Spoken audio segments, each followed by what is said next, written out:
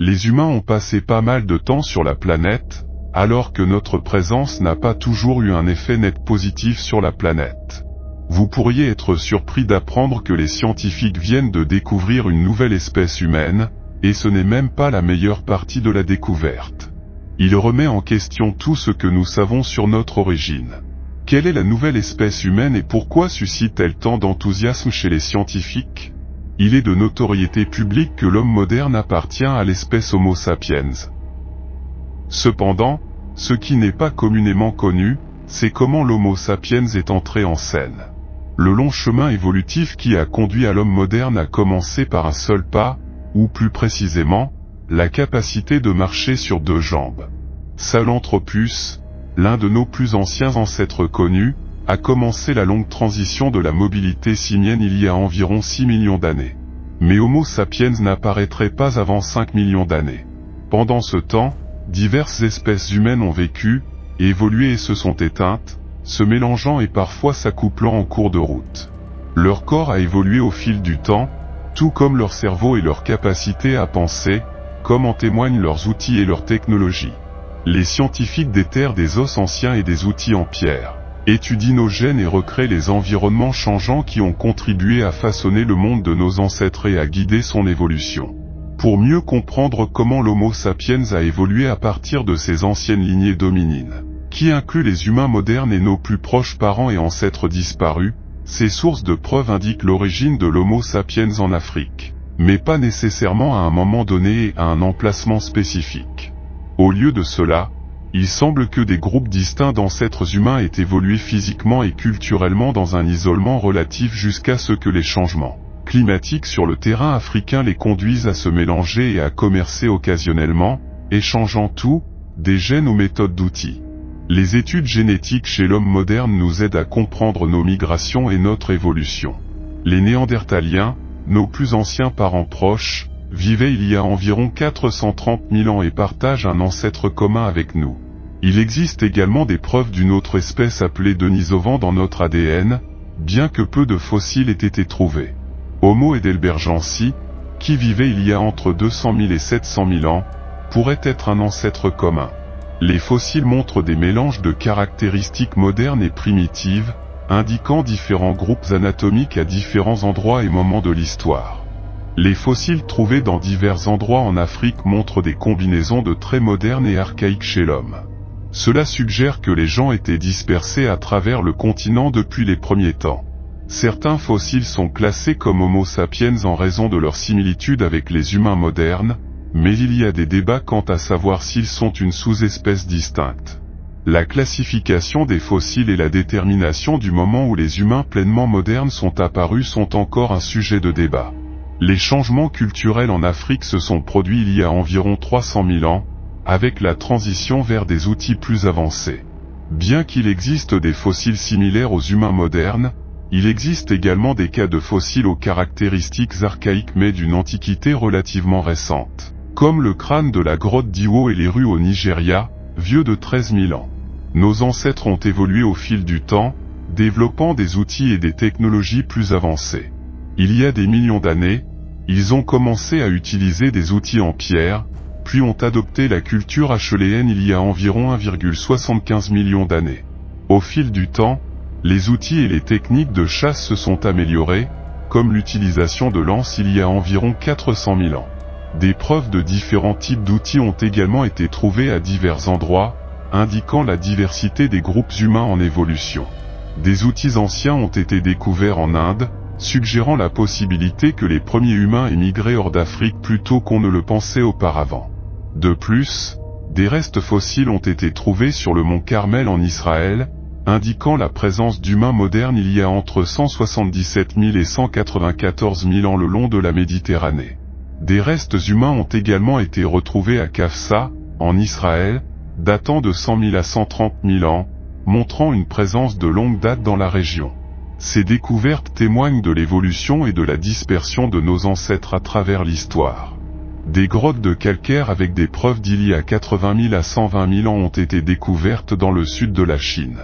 Un fossile de mâchoire vieux de 100 000 ans dans la grotte de Jirendong présente des caractéristiques archaïques mais ressemble également à Homo sapiens. Des dents à peine reconnues comme Homo sapiens ont été trouvées dans la grotte de Daoshang, suggérant qu'ils vivaient déjà en dehors de l'Afrique. On suppose que les migrations auraient pu se produire encore plus tôt, atteignant même l'Europe il y a environ 210 000 ans. Une autre découverte controversée est le fragment de crâne d'Épidémis en Grèce, avec un âge possible de plus de 200 000 ans. Mais il y a des débats sur sa classification et sa précision de datation en raison de la difficulté de préserver les fossiles. De nombreuses tribus vivaient en dehors de l'Afrique, mais elles ne sont pas liées à notre évolution.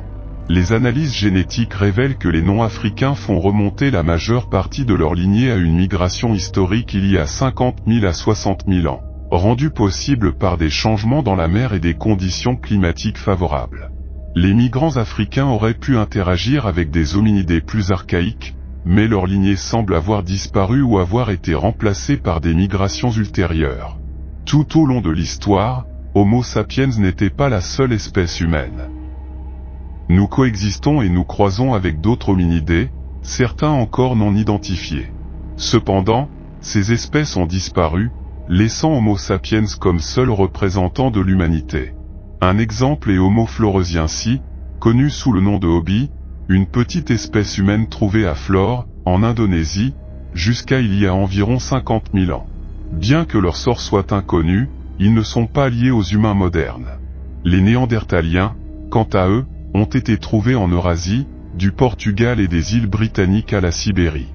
Alors que l'Homo sapiens devenait plus courant dans ces régions, l'homme de Néandertal s'est éteint il y a environ 40 000 ans. Bien que certaines preuves suggèrent que certains ont survécu dans des endroits comme Gibraltar jusqu'à il y a 29 000 ans, des traces d'entre eux peuvent encore être trouvées dans l'ADN des humains modernes aujourd'hui. Les Denisoviens, cousins mystérieux des Néandertaliens, ont laissé peu de fossiles identifiables, et leur apparence et le nombre d'espèces sont encore incertains. Des études récentes du génome humain en Papouasie-Nouvelle-Guinée indiquent que les humains se sont croisés avec les Denisoviens il y a environ 15 000 ans. Bien que cela soit débattu. De nombreux Asiatiques d'aujourd'hui ont entre 3 et 5% d'ADN de Denisovans, révélant un passé commun. Le crâne de Dragon-Man trouvé en Chine dans les années 1930 a suscité des débats et pourrait changer notre histoire ancienne. Le crâne, qui appartiendrait à une nouvelle espèce humaine appelée Homo longi ou Dragon-Man, présente des caractéristiques inhabituelles et une taille extraordinaire. Datant d'au moins 146 000 ans, le crâne combine des traits anciens et modernes sur l'arbre généalogique humain. Cette découverte pourrait avoir un impact significatif sur notre compréhension de l'évolution humaine. Le crâne de Harbin, connu sous le nom de Dragon-Man, est lié à d'autres fossiles humains en Asie. Leur identification et leur classification sont controversées. Ils pourraient être liés aux Denisoviens, un groupe frère des Néandertaliens, mais il en reste peu de fossiles. Ce crâne met en lumière la complexité de notre arbre généalogique et l'importance de comprendre nos mystérieux ancêtres. Le crâne de Harbin est bien conservé et présente une combinaison inhabituelle de caractéristiques. Il a une forme basse et large avec un front haut, caractéristique des anciens hominidés. La dent conservée dans le crâne a 3 racines, ce qui est rare chez l'homme moderne. Cependant, d'autres caractéristiques ressemblent davantage à notre propre espèce, telles que des pommettes plates et délicates. Les chercheurs ont analysé de nombreux fossiles de crâne, de mâchoires et de dents d'hominidés, en utilisant un superordinateur pour construire des arbres phylogénétiques et déterminer les connexions évolutives. Le crâne de Harbin était situé dans une nouvelle branche étroitement liée à notre espèce. Certains suggèrent de classer le crâne de Harbin comme une espèce distincte, Homo longi, mais il existe des désaccords sur sa classification et sa position dans l'arbre généalogique humain. Certains soutiennent que les caractéristiques distinctives pourraient être des variations au sein d'une même espèce. L'homme dragon, représenté par le crâne de Harbin, n'est pas considéré comme une espèce distincte définitive. Des similitudes ont été trouvées avec le crâne de Dali et les Denisoviens, un groupe énigmatique qui vivait en Asie. Une mâchoire fragmentée a été récemment découverte au Tibet et appartiendrait aux Denisoviens, et Dragon-Man est étroitement lié à cette mâchoire. Selon le nouvel arbre phylogénétique proposé, l'ancêtre commun des Néandertaliens et des Denisoviens a divergé des ancêtres d'Homo sapiens il y a environ 600 000 ans. Les Néandertaliens se sont répandus à travers l'Europe et le Moyen-Orient, tandis que les Denisoviens se sont répandus à travers l'Asie. Bien que les relations entre ces groupes soient étroites, leur résolution est difficile. Les analyses génétiques ne sont pas effectuées sur l'homme dragon en raison de la destruction que cela entraînerait sur le fossile. Cependant, les chercheurs restent prudents et ouverts à de nouvelles preuves. En bref, l'homme dragon représente un défi à la classification et à la catégorisation des ancêtres humains. Leur découverte met en lumière la complexité de la nature et la difficulté à définir clairement les espèces. Selon les chercheurs, le climat froid et rigoureux d'il y a 146 000 ans à l'emplacement de l'homme dragon aurait pu contribuer aux caractéristiques résilientes du crâne. L'environnement isolé peut également avoir joué un rôle dans les particularités du fossile. Des données complètes et des photos détaillées de Dragonman sont accessibles au public, permettant à d'autres chercheurs d'explorer davantage cet hominidé. De plus, un ancien crâne a été découvert en Israël qui pourrait provenir d'une population distincte d'Homo qui vivait il y a entre 420 000 et 120 000 ans. Cette population a échangé sa culture et son ADN avec les Homo sapiens environnants pendant des milliers d'années. L'étude a révélé des caractéristiques distinctes dans l'os pariétal de cette personne, qui diffèrent à la fois de l'Homo sapiens ancien et moderne. Ces découvertes soulèvent des questions sur la diversité et l'évolution des premiers humains, et les chercheurs continuent d'analyser et de comparer les fossiles pour en savoir plus. Le crâne de l'homme dragon a des caractéristiques à la fois archaïques et néandertaliennes, ce qui le distingue des autres Homo sapiens. Il est suggéré que d'autres fossiles découverts en Israël pourraient appartenir à ce nouveau groupe humain. La dame de Tabun, un spécimen important, pourrait être apparenté au groupe Homo de Necharanla. Cela pourrait expliquer certaines incohérences dans leur anatomie et suggère un flux de gènes précoce entre Homo sapiens et les Néandertaliens. Les croisements entre ces populations étaient plus fréquents qu'on ne le croyait auparavant.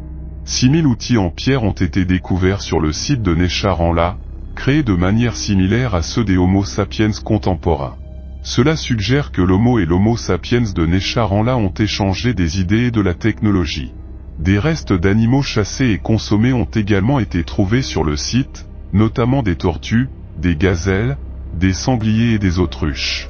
De plus, un feu de joie a été trouvé qui a montré que l'Homo de Necharanla contrôlait et utilisait le feu de la même manière que l'Homo sapiens et les Néandertaliens.